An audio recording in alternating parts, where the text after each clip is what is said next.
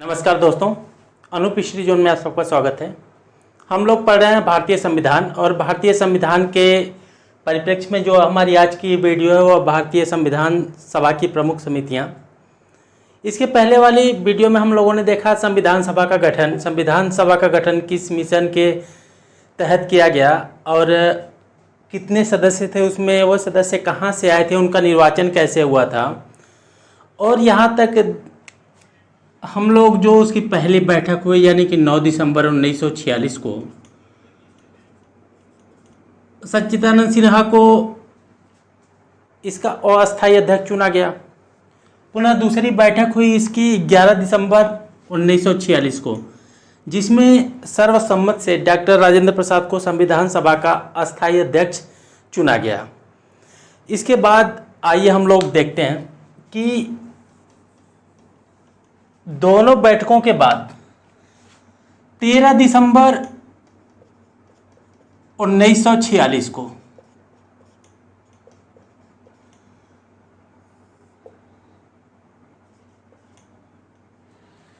पंडित जवाहरलाल नेहरू के द्वारा उद्देश्य प्रस्ताव प्रस्तुत किया गया।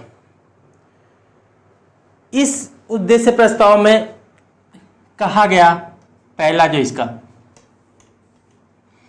कि भारत में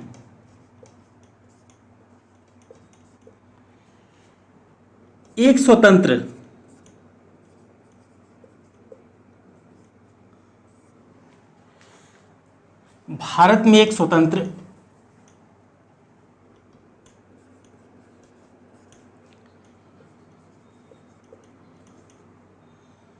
सार्वभौम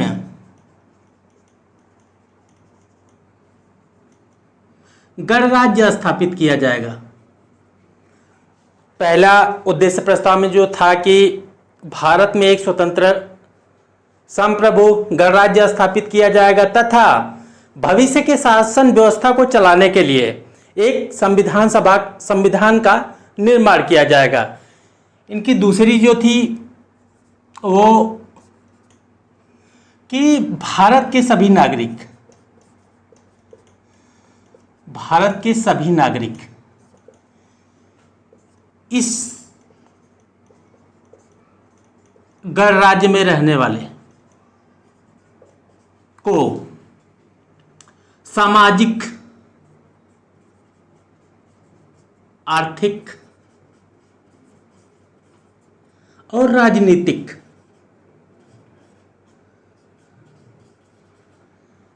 समानता प्रदान किया जाएगा।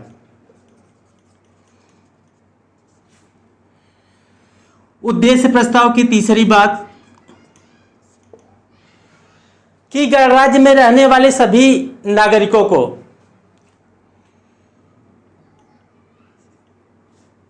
समूह बनाने,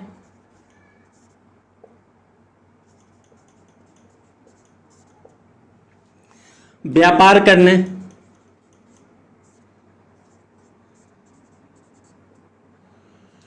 किसी भी धर्म को अपनी स्वेच्छा से अपनाने,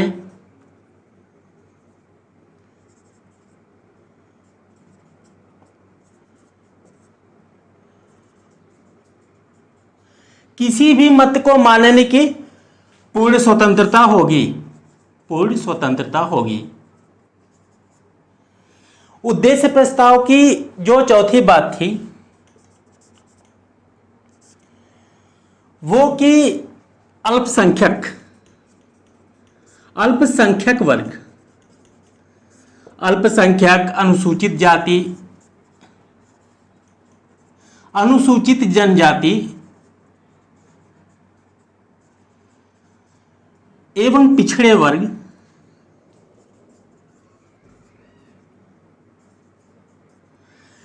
के हितों के लिए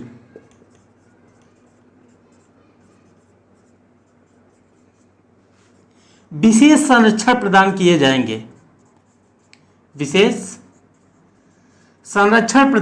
जाएंगे। तो 13 दिसंबर 1946 को जब पंडित जवाहरलाल नेहरू ने संविधान सभा के समक्ष अपना उद्देश्य प्रस्ताव प्रस्तुत किया, जिसमें पहली बात थी कि भारत के अंदर एक स्वतंत्र और सार्वभौम गणराज्य की स्थापना किया जाएगा। दूसरी बात, इस गणराज्य में रहने वाले भारत के सभी नागरिकों को सामाजिक, आर्थिक और राजनीतिक समानता प्रदान किया जाएगा। समूह बनाने, व्यापार करने, किसी भी धर्म को अपनाने की पूर्ण स्वतंत्रता होगी एवं अल्पसंख्यक, अनुसूचित जाति, अनुसूचित जनजाति और पिछड़े वर्ग के हितों के लिए विशेष संरक्षण दिया जाएगा। इस उद्देश्य प्रस्ताव को संविधान सभा के द्वारा सर्वसम्मत से 22 जनवरी 1947 को स्वीकार किया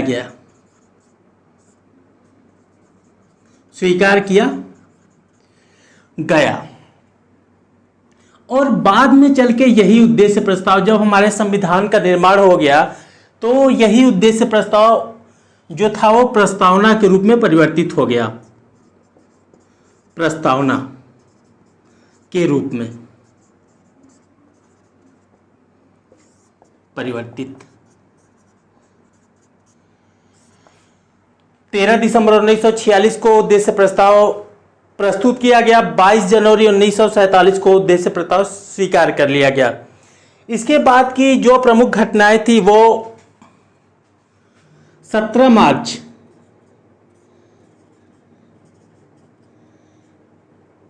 1947 को हमारे जो संवैधानिक सलाहकार थे डॉक्टर बी.एन. राव ने सच्चिदानंद सिन्हा के साथ मिलकर संविधान के लिए पहला प्रारूप पेश किया। इसकी मूल रूप से 3 प्रतियां थीं। इन 3 प्रतियों पर विचार करने के लिए एक प्रति जो थी वो संविधान सभा को,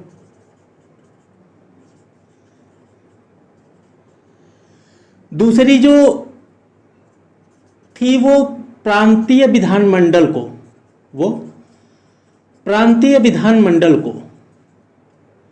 और तीसरी जो प्रति थी वो केंद्रीय विधानमंडल को।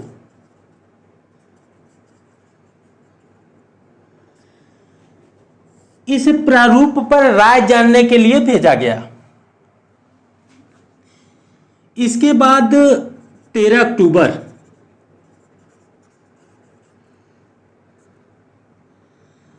1947 को बी.एन. राय के द्वारा प्रारूप पेश किया गया, जिसमें 13 अनुसूचियां और 243 अनुच्छेद थे।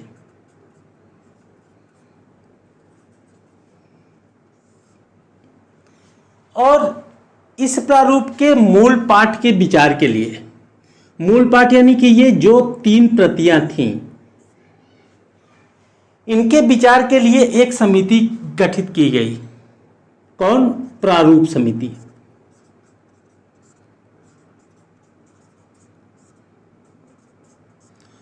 प्रारूप समिति जिसके 7 सदस्य थे।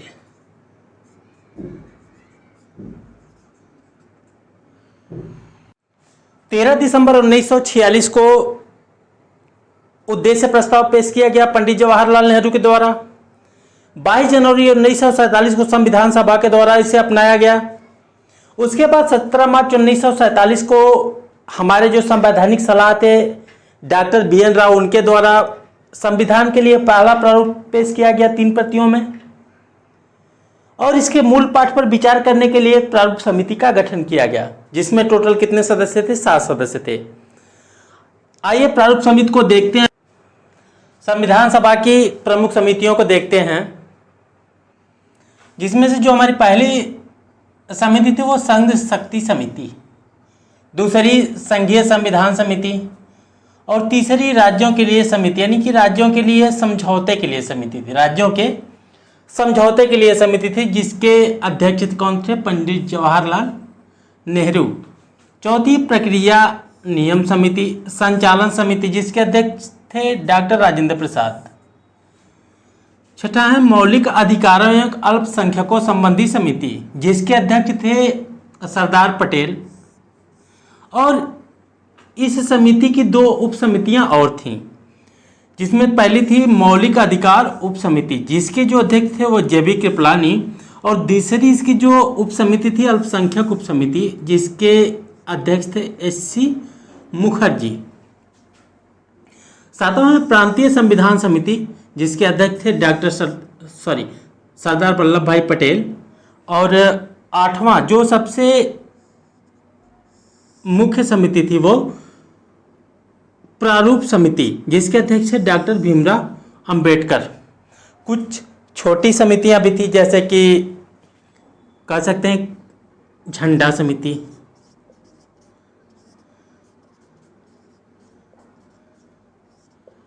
अध्यक्ष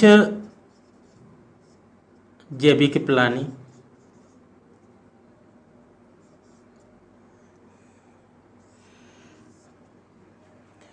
आइए जो सबसे महत्वपूर्ण समिति प्रारूप समिति देखते हैं।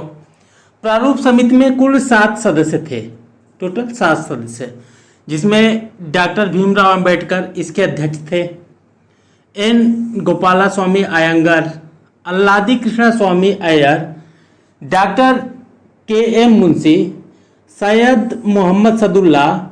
छठे जो थे वो एन माधव राय जो थे ये आए थे बीएल मित्रा की जगह पे, जो कि स्वास्थ्य कारणों के कारण इन्होंने इस्तीफा दे दिया, तो इनके जगह पाए कौन, एन माधव राय। और साथ में जो थे टीटी कृष्णाचारी। 1948 में जब डीपी खेतान की मृत्यु हो गई तो इनके जगह पे आए टीटी कृष्णाचारी।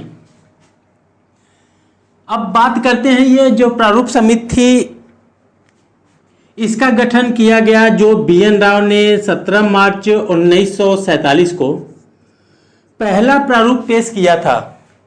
उस प्रारूप के मूल पाठ पर विचार करने के लिए इस समिति का गठन किया गया। कब? 29 अगस्त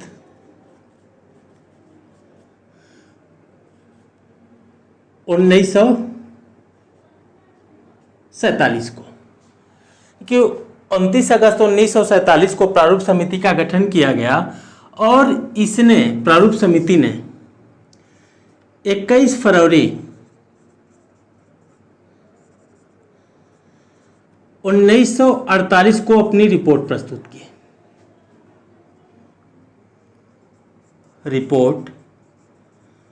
प्रस्तुत की।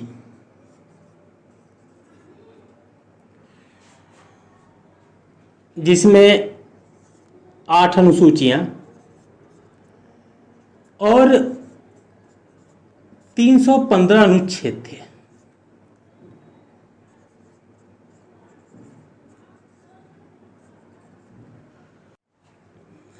इक्कीस फरवरी 1948 को प्रारूप समिति ने संविधान सभा के समक्ष अपनी रिपोर्ट प्रस्तुत की, और अपनी रिपोर्ट में जो थी वो 8 अनुसूचियां और 315 अनुच्छेद थे। संविधान सभा के समक्ष रिपोर्ट प्रस्तुत करने के बाद इस पर वाचन हुआ। जो पहला वाचन हुआ वो था 4 नवंबर से लेकर 9 नवंबर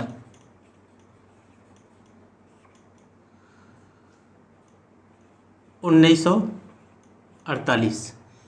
इसका जो द्वितीय वाचन था वो था 15 नवंबर से 17 अक्टूबर 1949। और इसका जो तृतीय वाचन हुआ वो हुआ 14 नवंबर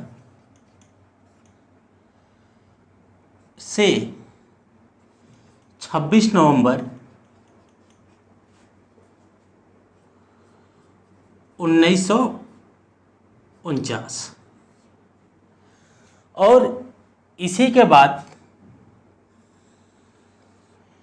संविधान सभा के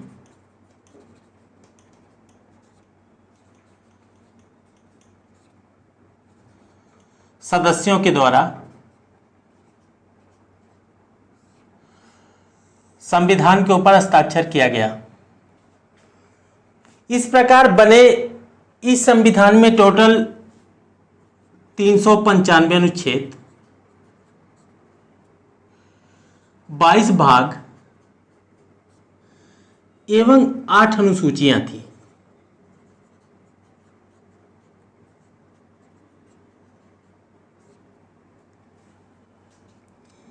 संविधान के ऊपर टोटल 284 सदस्यों ने उस दिन हस्ताक्षर किया।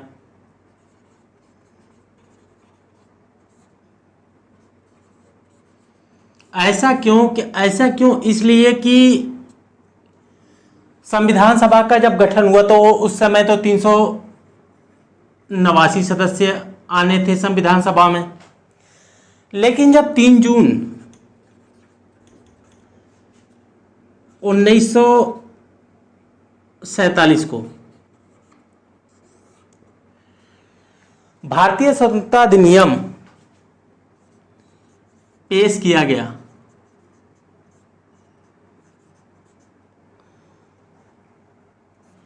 तो उसके बाद मुस्लिम लीग यहां से निकल लिया। मुस्लिम लीग के निकलने के बाद जो टोटल संविधान सदस्यों की संख्या थी वो थी 324 रह गई थी शेष। 324 शेष रहने के बाद में फिर जनमत संग्रह कराया गया, जिसके कारण ये संख्या घट के फिर कितना हो गई 299। और इस 299 में से जिस दिन संविधान पूर्ण रूप से बनकर तैयार हुआ उस दिन उपस्थित कितने थे? 284 सदस्य, और इन्हीं 284 ने उस पर हस्ताक्षर किया। इसके बाद जान लेते हैं थोड़ा भारतीय स्वतंत्रता अधिनियम 1947। भारतीय स्वतंत्रता अधिनियम 1947, इसके आने के बाद भारत में जो बदलाव हुए, पहला जो बदलाव था कि जो संविधान सभा थी, संविधान सभा को अब एक कह सकते हैं कि सार्वभौम निकाय घोषित कर दिया गया। संविधान सभा को सार्वभौम निकाय घोषित कर दिया गया, यानी कि अब संविधान सभा को यह अधिकार दे दिया गया कि वो अपना कानून खुद बनाए और ब्रिटिश पार्लियामेंट द्वारा बनाए गए कानून को वो समाप्त कर देने का अधिकार भी उसे दे दिया गया। और भारत के संविधान के निर्माण में अब किसी बाह्य शक्तियों का हस्तक्षेप नहीं था। बाह्य शक्तियों का जो हस्तक्षेप था उसे भी क्या कर दिया गया? समाप्त कर दिया गया। दूसरी बात थी भारत स्वतंत्रता अधिनियम 1947 की, कि जब भारतीय स्वतंत्रता अधिनियम 1947 आया तो इसने प्रमुख और बदलाव किए कि जिस संविधान सभा का गठन संविधान निर्माण के लिए किया गया था उस संविधान को अब विधायिका का कार्य भी करना पड़ता था। विधायिका यानी कि कह सकते हैं कि जो संविधान सभा की बैठक होती थी अब वो 1947 के बाद अब वो एक एक दिन के लिए होने लगी, मतलब एक के अंतर के दिन पर। यानी कि जब संविधान के निर्माण का कार्य होता था तो उसकी अध्यक्षता जो थे वो डॉक्टर राजेंद्र प्रसाद करते थे।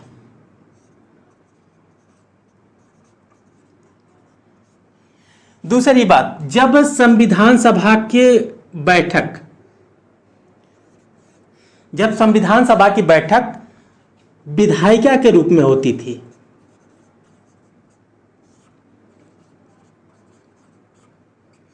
तो उसकी जो अध्यक्षता करते थे वो जीवी मावलंकर।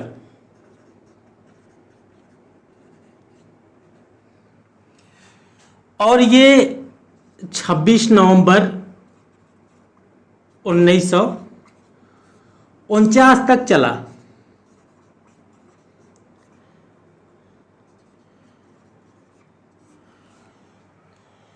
संविधान सभा का कुछ महत्वपूर्ण कार्य और था, कुछ महत्वपूर्ण कार्य देख लेते हैं। महत्वपूर्ण कार्य को, जैसे कि संविधान बनाने के अलावा मई 1949 में राष्ट्रमंडल में अपनी सदस्यता साबित की। राष्ट्रमंडल में अपनी सदस्यता साबित की। दूसरी ये कि 22 जुलाई 1947 को 1900 राष्ट्रध्वज को अपनाया। तीसरा इसका कार्य था कि 24 जनवरी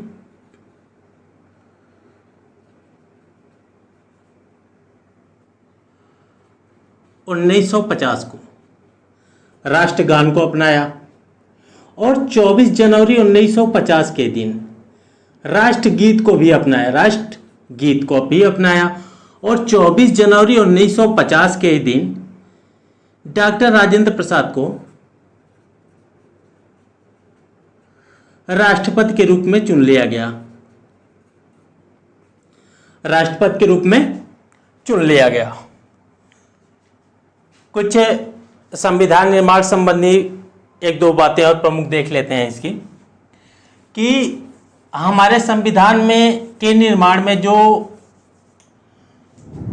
बैठकें हुई थी वो 114 बैठकें हुई थी। 11 अधिवेशन हुए थे संविधान के निर्माण में, यानी कि 11 अधिवेशन।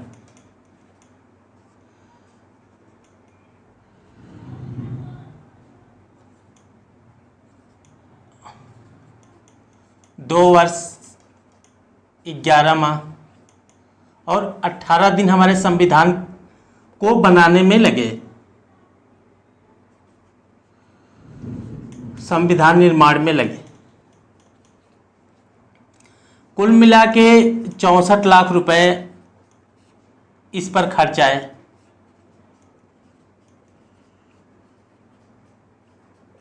और लगभग 60 देशों से संविधान में अलग अलग प्रावधान लिए गए।